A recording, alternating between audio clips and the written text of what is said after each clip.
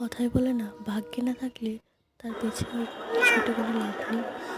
তো সেদিন চলে গেছিলাম পরম প্রেমময় অনুকূল ঠাকুরের আশ্রমে ওনার দর্শন পেতে।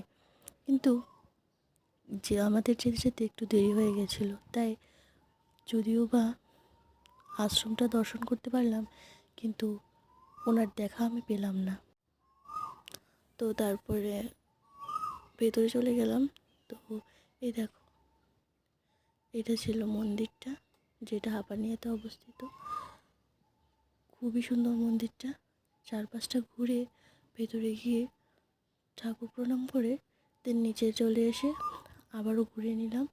তারপরে প্রসাদ খেয়ে বাড়ি চলে এলাম। কিন্তু যার জন্য গেছিলাম সেই উদ্দেশ্যটা সফল হয়নি।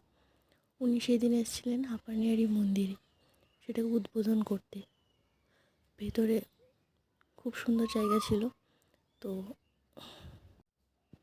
তারপরে প্রসাদ খেয়ে বাড়ি চলে এলাম, কিন্তু ওনার দেখা আমি আর পেলাম না।